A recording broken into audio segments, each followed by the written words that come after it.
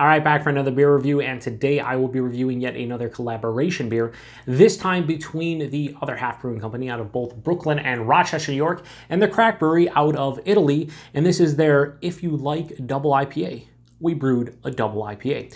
So this is, you guessed it, a double IPA. They say Imperial India Pale Ale on the label. That comes in at 8% alcohol by volume. No IBUs listed in time of review. This can is approximately 1 month old. So this is apparently the sequel to a beer that these two breweries brewed at the CRAK Brewery in Italy. And that one was called, I believe it was like, If You Like Double IPA, then take 2 of these or something like that.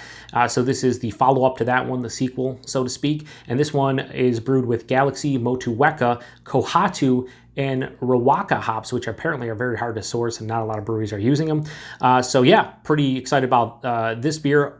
In addition to it being a beer that was brewed at the Rochester, New York, Other Half Brewery, as opposed to the one in Brooklyn. So this is the Rochester, a brewed double IPA from Other Half and CRAK, and using a bunch of different hops. One Riwaka, I can't think off the top of my head. Have I had one? I don't think so. I don't think I've had a beer with that hop in it. And if I have, then I wasn't aware of it. Maybe though. Maybe though. I'm old. My my mind's getting old, so sometimes I forget. Very forgetful. Anyway, let's give this a pour. Yeah, this is pouring out like most of Other Half's beers, right? That's just how they roll. So, it looks like an Other Half double IPA. Orange honey, super murky and turbid, about a 2-finger of a really creamy looking head. Yeah, it plays the role of an Other Half double IPA. Let's get a nose. Ooh, this one's kind of different.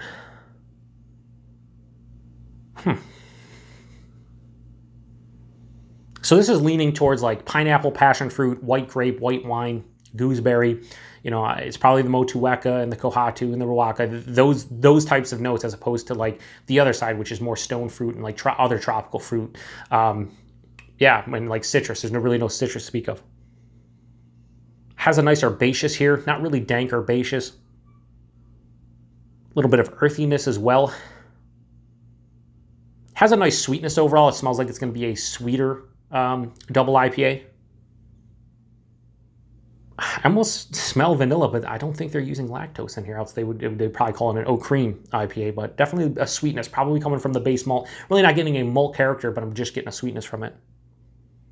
Yeah, it smells really good, so let's get into it. Cheers, everyone.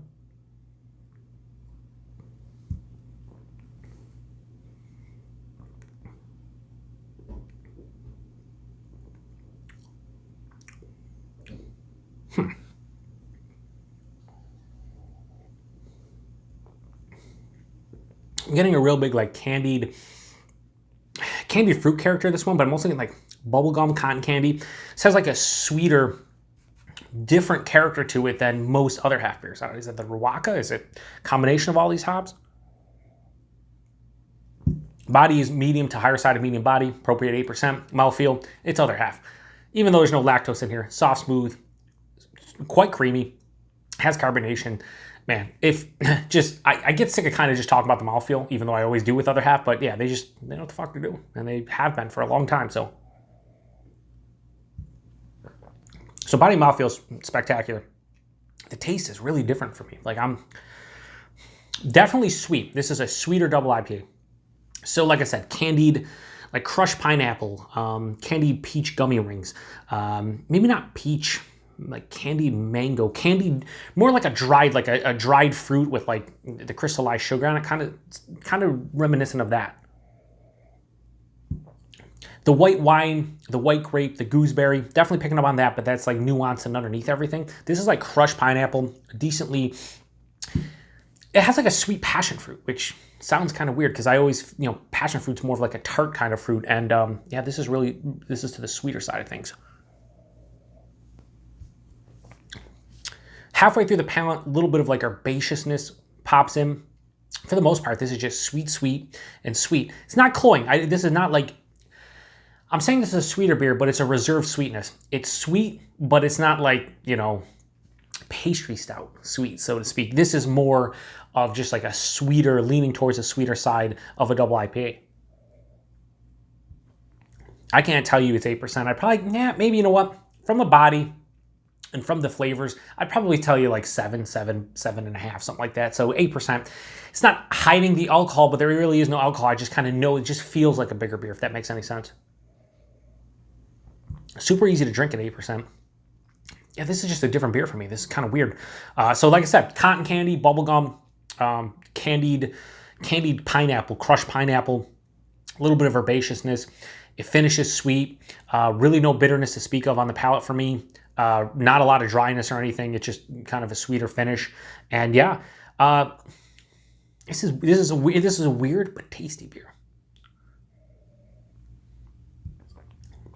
Yeah, not much more to say about it. I'll be curious to know if any of you out there have had this one, and if you have, what you thought about this one, because this is just giving me different characteristics. I'd imagine, you know, the Kohatu and the Riwaka, which I'm not as familiar with both of those, especially the latter.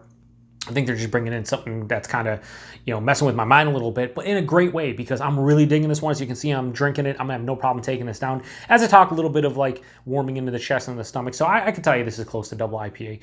One of the few other half beers that I can tell that, but it doesn't really matter because it is an 8% beer. So if I can taste it, so be it. So yeah, anyway, other half in collaboration with CRAK. If you like double IPA, we brewed a double IPA.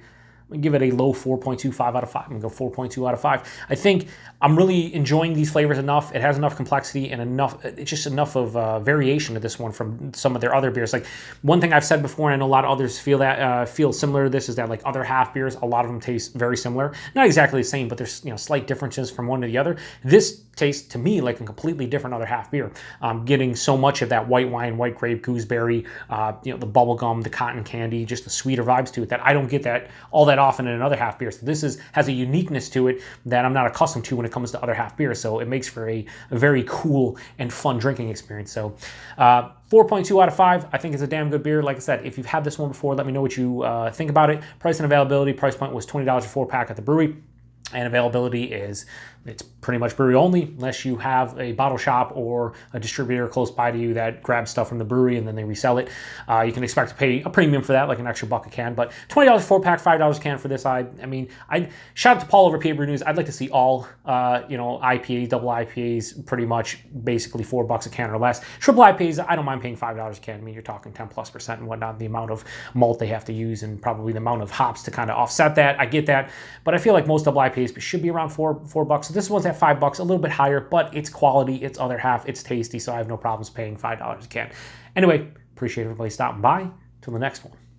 Cheers.